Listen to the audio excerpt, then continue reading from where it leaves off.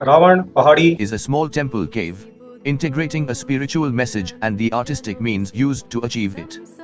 The cave was excavated at the beginning of the temple cave building era in the south of India, at Aihole in the state of Karnataka. It is dated to the beginning of the. A big colossal pillar placed on a quadrangle base is located in front of the entrance hall to the temple. As we enter the cave temple, we find a large open area which is generally rare in the cave temples of India. A semicircular path from the main gate leads us to the entrance of the cave. The rock-cut Hindu temple of Ravna Fedi in Aihole, Karnataka, was made during 550 AD. On the left and the right side of the entrance of the caves are two small shrines. These shrines don't have a presiding deity at present. They have a small simple roof supported on rectangular section columns which stand simply due to gravity and their weight. No mortar has been used here.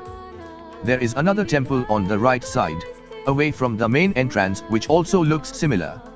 Aihole, which used to be the capital during the rule of Chalukya dynasty, consists of 125 temples, of which most are rock-cut Hindu temples, a small village that once was the first capital of the Chalukyan kingdom. On the extreme right is the Meguthi hill, which can be seen as we zoom the camera. On the Meguthi hill lies the Grand Jain temple, and on its base is a double-story Jain Basdi or a smaller temples with multiple columns. Ravna Fedi contains a vast flat field in the front, which is a unique feature amongst Indian. The opening of the cave is southwest facing. As we move towards the entrance, we see a seated Nandi, the vehicle of Lord Shiva. This Nandi is badly damaged and deteriorated due to environmental factors. In fact, it now looks like a big tortoise. The cave is carved in red sandstone at the bottom of a precipice overlooking the fertile fields of Aihole. At the entrance gate, on either side are two pot-bellied images. These are likely to be the images of Lord Kuber, the Lord of Wealth. Just aside the image of Kuber is an emaciated person, which might be a Dwarpal.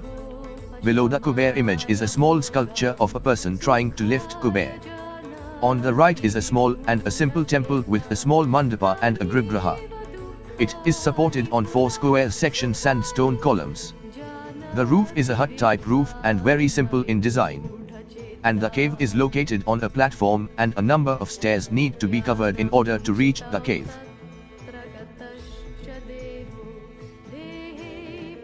The columns and beams are supported due to gravity and no mortar can be seen.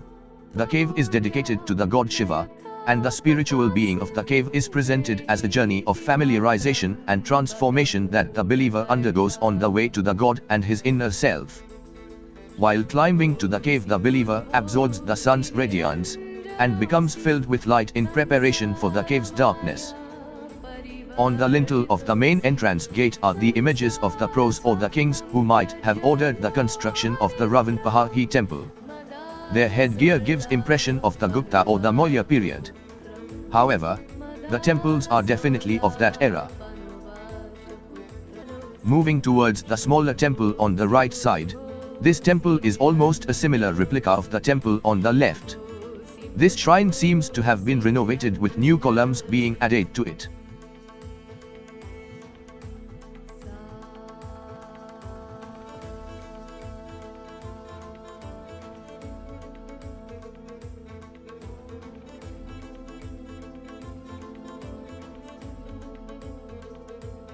The image on one of the column also seems to be quite contemporary.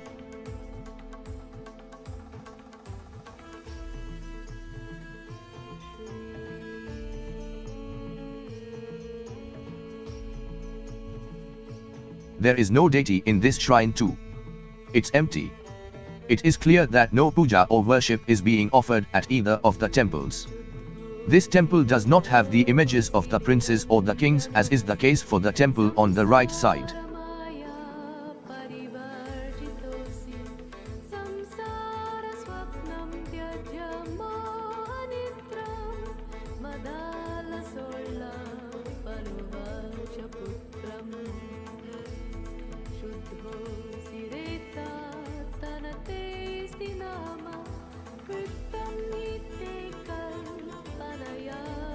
Now let us have a look of the area in front of the main temple. We can see a huge open garden in front of the temple and the entrance gate as well as the boundary wall of the temple. Lord Nandi, the bull as well as the huge pillar can be seen in the front. The pillar as well as the statue of Nandi has got deteriorated with the passage of time. There are two big chapa fleur trees which are in full flowering. The fragrance of these flowers is filling the environment. Chapa tree is the favorite tree of the snakes and Lord Shiva loves snakes. Now is the time to enter the main temple of Lord Shiva. Lord Kuber in his pot-bellied form can be seen on either side of the main gate.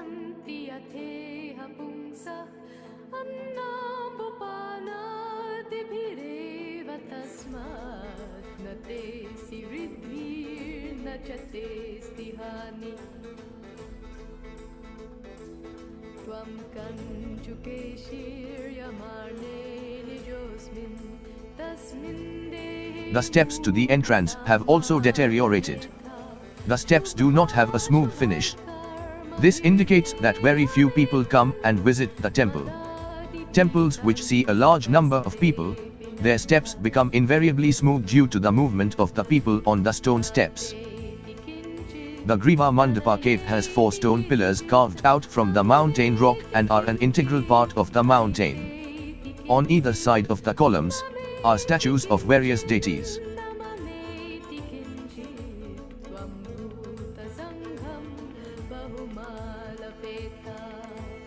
The inside of the temple can be divided 4 main areas.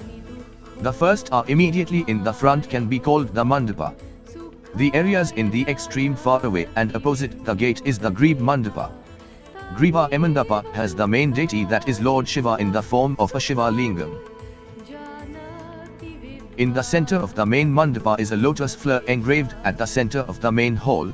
It is a beautiful piece of sculpture and probably a seating art for the yogis to sit in meditation in front of the Lord Shiva's lingam. Then there are 2 chambers. The right chamber and the left chamber. The left chamber is the most beautifully carved chamber. The front wall has an image of Lord Shiva which has been carved from the mountain. It is the Natraja form of Lord Shiva. He is shown on a dancing pose. He has 10 arms, 5 on each side. Both the heels of the image 8 above the groins and only the fingers of the feet touch the ground. Parvati, Lord Ganesha and other Shiva companions can be also seen in the panel. Some Ganas are also seen in the sculpture. Lord Shiva is highly ornamented with different type of garlands. His has a very tight-fitting dress in the lower garment. Nataraja is a depiction of the Hindu god Shiva as the divine dancer. His dance is called Tandavam or Nadanka. The pose and artwork is described in many Hindu texts such as the Anshuman Bhed Agama and Uttara Kamika Agama. The dance relief or idol featured in all major Hindu temples of Shaivism. The classical form of the depiction appears in stone reliefs, as at the Ellora caves and the Badami caves, by around the 6th century. Around the 10th century, it emerged in Tamil Nadu in its mature and best-known expression in Chola bronzes. The sculpture is symbolic of Shiva as the lord of dance and dramatic arts. 9. With its style and proportions made according to Hindu texts on arts. It typically shows Shiva dancing in one of the Natya Shastra poses. The dynamism of the energetic dance is depicted with the whirling hair which spread out in thin strands as a fan behind his head.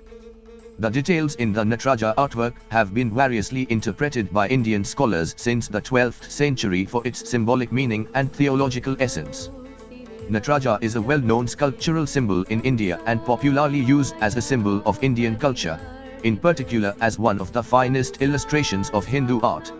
Stone reliefs depicting the classical form of Nataraja are found in numerous cave temples of India, such as the Ellora caves, Maharashtra, the Elephanta caves, and the Badami caves, Karnataka. By around the 6th century. Archaeological discoveries have yielded a red Nataraja sandstone statue, from 9th to 10th century from Ujjain, Madhya Pradesh, now held at the Gwalior Archaeological Museum.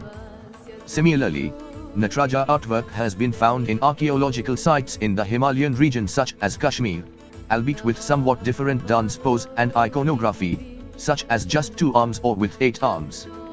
In medieval era artworks and texts on dancing Shiva found in Nepal, Assam and Bengal, he is sometimes shown as dancing on his Vahana, animal vehicle, Nandi, the bull.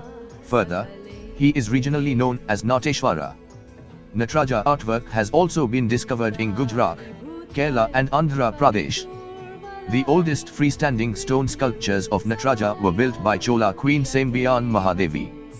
Nataraja gained special significance and became a symbol of royalty in Tamil Nadu. The dancing Shiva became a part of Chola-era processions and religious festivals, a practice that continued thereafter. The largest Nataraja statue is in Neyveli, in Tamil Nadu. Shiva holds a snake in his hands and one more in his neck, whereas Ganesha appears with only 2 arms. In the contemporary Hindu culture of Bali in Indonesia, Shiva, Nataraja is the god who created dance. Shiva and his dance as Nataraja was also celebrated in the art of Java, Indonesia when Hinduism thrived there, while in Cambodia he was referred to as Nriteswara.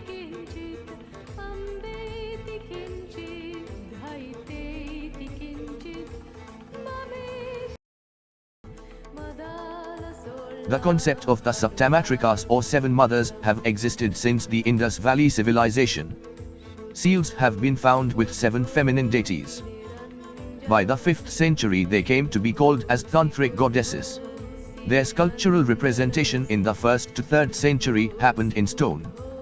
During the Gupta period, 3rd to 6th century CE, folk images of the Makrikas were made. Later rulers made Skanda as their model and the foster mothers became court goddesses. Initially the Makrikas were considered dangerous but later took on a protective role.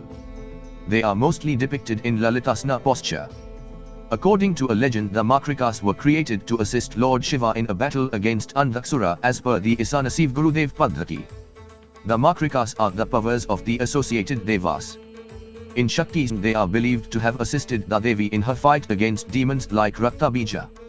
The Saptamatrikas are Brahmani, Vaishnavi, Maheshwari, Kaumari, Varahi, Chamunda and Indrani. The image of Lord Shiva in his ordinary incarnation, where he appears in the embodiment of half woman and half man, holding a trident in hand, is also present in the side walls. On the opposite wall, there is another image of Shiva, who is accompanied by Bhagirath, Parvati, Vishnu and other gods and deities.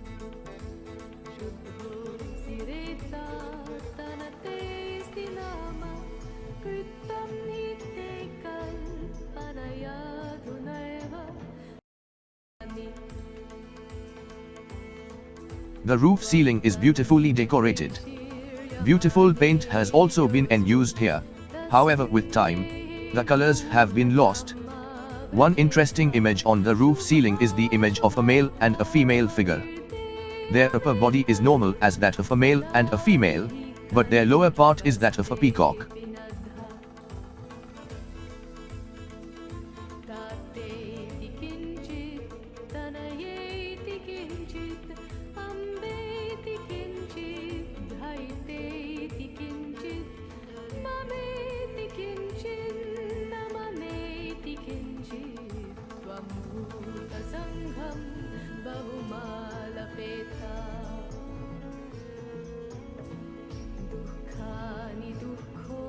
The temple of Ravana Fedi was once decorated with stunning paintings and artworks, but due to lack of proper preservation only remnants of paintings on the ceiling still remain.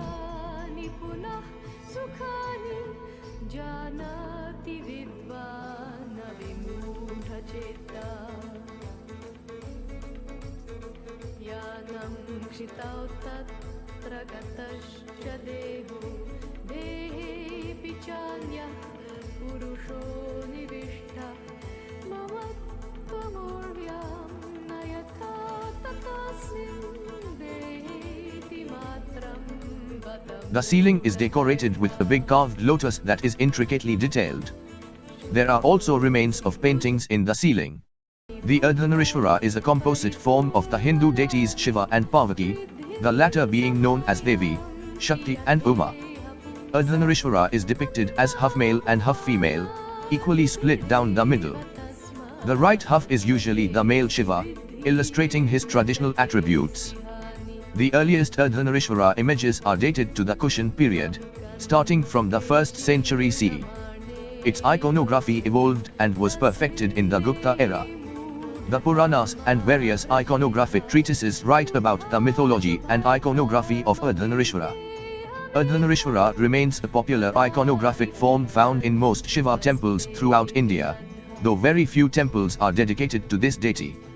Ardhanarishvara represents the synthesis of masculine and feminine energies of the universe. Ardhanarishvara is also known by other names like Ardhanarari, the half-man woman, Ardhanarisha, the lord who is half-woman, Ardhanarinekshvara, the lord of dance, who is half-woman, Parangada, Narnari. The short route is in a straight line that begins with Nandi, passes through the lotus and concludes at the peak, Keligam, in the sacred room. The path of the believer in the cave is more complex. He must undergo processes of openness, removal of barriers, temperance and transformation until he sheds his fetters and is redeemed. The believer begins by meeting Ardhanavara. The unified form of Shiva and Shakti cracks and opens to the mothers who accompany Narjay in his cosmic dance, along with his family and the loyal watcher Brahinjin. After Gya removes his obstacles, the mothers promise protection and Shiva fulfills his heart's desires. The believer opens, and from this point and onward the connection between man and God intensifies along the way to the sacred room. The believer passes through a restraining curtain of guards in the form of Shiva Dvrapla and into the corridor, the Antara. Here he meets the goddess Durg, who slashes the buffalo, and for the believer identifying with the buffalo, this is an experience of conflict and sacrifice, a transformative process that takes him higher. In the relief across the whole Varha saves Dev from the deep water, symbolizing the saving of the Atman from the depths of existence. The spiritual message concerning the yoga activity at the cave is intensified by emphasizing the human ascetics Vagratha and Bhinjan, who are located at the corners of the Mapa, as parts of a triangle whose final vertex is the Lingam. The yoga activity is completed in an empty room at the side of the Mapa, and finally, upon leaving, the believer identifies with the story of Gagdhara and its dual message, the water pouring down to quench the land and the ashes of the ancestors rising to the eternal sky. The research examines the iconography and the artistic elements of the relief according to the Hindu principles and guidance books on one hand, and tools of Western art criticism on the other. The research also examines the relief of Varha and Dod according to Elise Bona's divided circle theory. The uniqueness of the statues in the cave lies in the fact that the god speaks to us through them, at eye level. The god is standing on the floor, without the mediation of the Padma or the serpents, and the message is passed concisely, without any redundant details. The artist's freedom of expression and the rich cultural infrastructure allowed this complex creation that is one, whole and fascinating.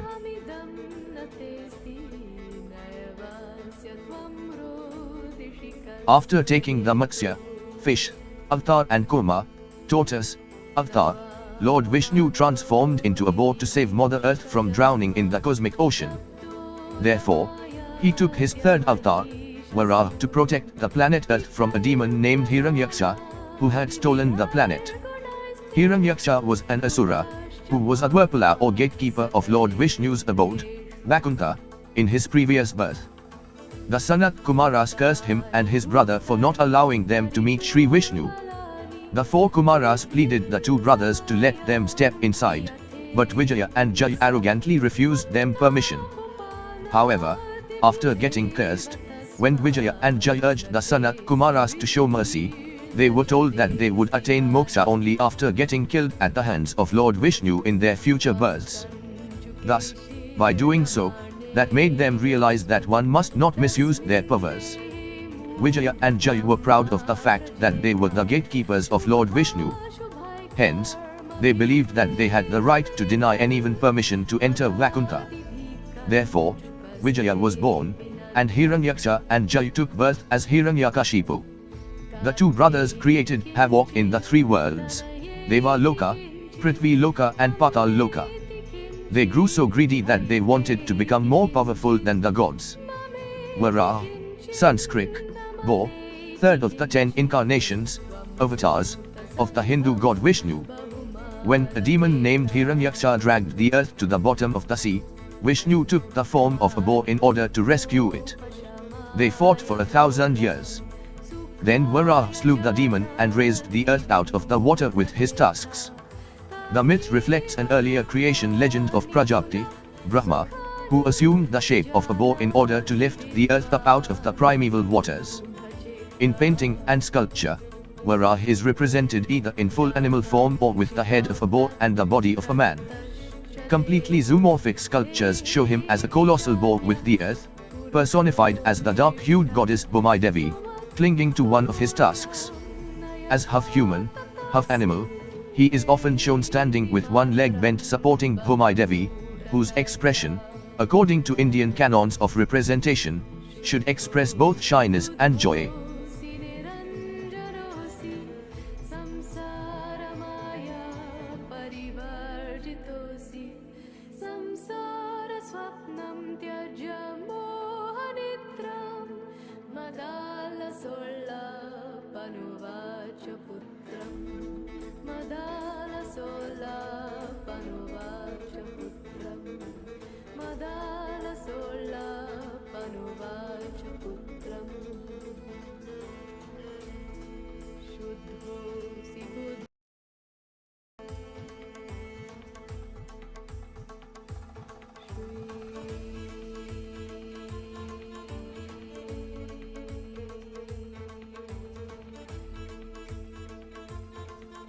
In the carving, she appears to be slaying Mahishasura, a demon king who appears out of a buffalo, with a trident pierced through his chest, and the demon has crouched onto the ground. The wall on the opposite side is ornamented with an artwork portraying Lord Vishnu in the incarnation of Varaha. Goddess Bhumi appears on his hand in a seated position. There are pillars that are decorated with carvings of apsaras.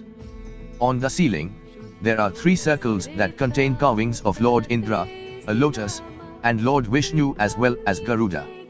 There are 3 access points that lead to the most important shrine, where a lingam of Lord Shiva is located. There is a stunning carving of Bhringi, a saint, as well. He appears to be unhealthy, offering prayer to Lord Shiva. A remarkable and large wall relief of Mahishasumardini is at this cave of Ravana Fedi at Aihole in the state of Karnataka. Devi molds Mardana, Mahishasura with one of her 4 left hands as well as the left knee. She pierces Mahishasura too by a spear held in one of her right hands. The earliest, Mahishasumardini, can be found mauling Mahishasura only with her hands. Here, Mahishasura suffers mauling Mardana as well as attack by spear. Here, Mahishasura is often a buffalo, not the dark-complexioned well-built masculine figures we come across during Durga Puja in Calcutta and other cities. We saw interesting figures of Shakti riding a lion too, Singhabahini. Mahishasura was a buffalo asura, demon, in Hinduism. He is known among Hindus as a deceitful demon who pursued his evil ways by shape-shifting. 1, 2, 3. Mahishasura was the son of Mahisi, buffalo, and the great-grandson of Brahmarshi Kashyapa. He was ultimately killed by goddess Durga, after which she gained the epithet Mahishasumardini, slayer of Mahishasura. The Navratri, 9 nights, festival eulogized this battle between Mahishasura and Durga, culminating in Vijayadasami, a celebration of his ultimate defeat. This story of the triumph of good over evil carries profound symbolism in Hinduism, particularly Shaktism, and is both narrated as well as reenacted from the Devi Mahatmya at many South and Southeast Asian Hindu temples.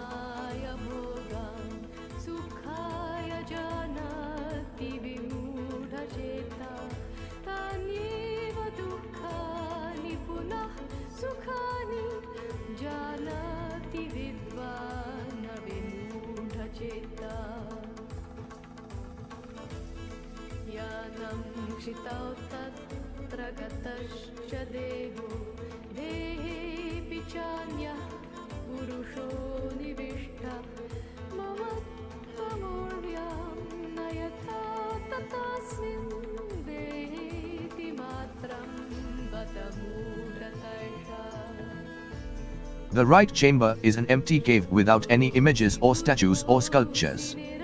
It is very dark inside the right chamber. There are further 2 rectangular rises in the right chamber. These were probably used for meditation purposes as no light is able to reach either the right chamber of the rises inside the right chamber.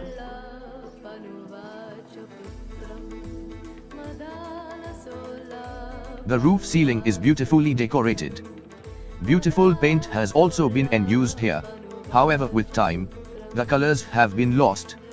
One interesting image on the roof ceiling is the image of a male and a female figure. Their upper body is normal as that of a male and a female, but their lower part is that of a peacock.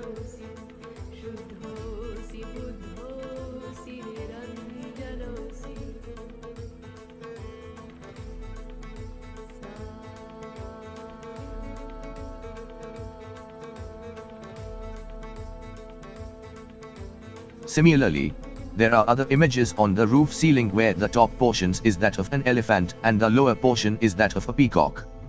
These are very strange images, which I have not witnessed in any other temple in India.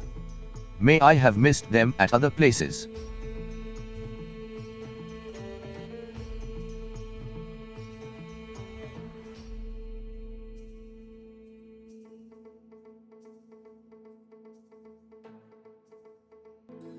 शुद्धोऽसि बुद्धोऽसि निरञ्जनोऽसि संसारमाया परिवर्जितोऽसि संसारस्वप्नं त्यज्य मोहनिद्रां मदालसोल्लापनुवाच पुत्रम् शुद्धोऽसि रेतात्तनतेऽस्ति नाम कृतं हि ते कल्पनया गुणैव पञ्चात्मकं देहमिदं न तेऽस्ति नैवास्य त्वं रोदिषि कस्य हेतुः